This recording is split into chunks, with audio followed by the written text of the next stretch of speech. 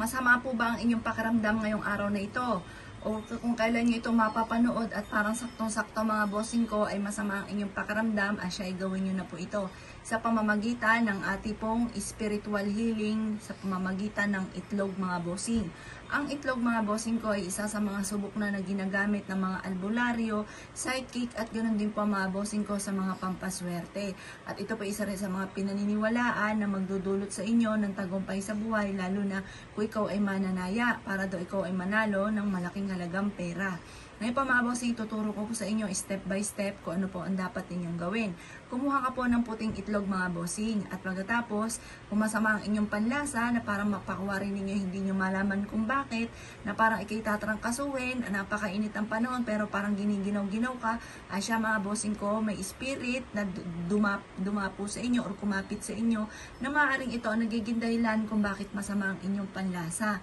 Siya mga bossing ko, harap ka sa gawing salangan at kumuha ka ng itlog. Mula ulo hanggang paa ay pagugulungin nyo po ito at paulit-ulitin ang sabihin ng salita na inaalis ko lahat kung ano man ang kumapit na kamalasan sa buhay ko or sa katawan ko. Ganun po mga bossing. Tinatapon ko na lahat ang mga kamalasan. Tapos habang ito'y pinapagulong nyo mula ulo hanggang paa, pati sa kilikil at alak-alakan mga bossing ko, ay ito po ipagulong po ninyo mga bossing. Ito po mga bossing ko, pagtapos ka na mag-wish, ito kumuha ka ng isang basong tubig at basagin nyo po itong ating itlog. Yan po, mahuhuli niyan yung mga spirit na maaaring kumapit sa inyo or yung kamalasan na kumapit po sa inyo.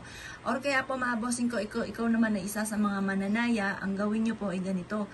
Kumuha po kayo ng isang platito at ito po ay patayuin. Kapag ito'y tumayo ng matagal-tagal mga bossing ko, tayaan nyo ang numerong iyon. Halimbawa sa numero 1, kapag po ito'y natumba ka agad, yun po wag mong tatayaan. Kapag matagal ang pagkakatayo po ng itlog, tumatayo po yan, ilista nyo at yun po ay inyo pong tayaan.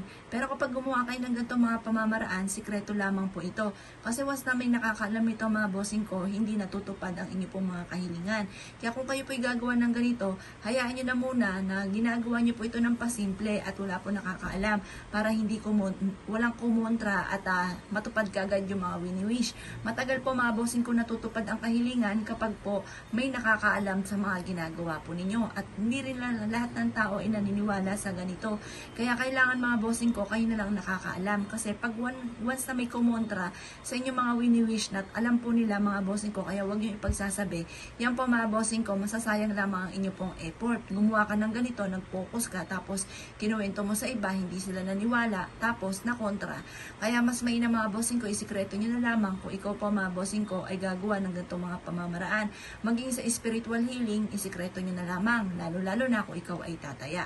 Kung ikaw ay naniniwala sa mga ganitong mga pamamaraan at nais po itong gawin, asya mga bossing, good luck po sa inyo po lahat.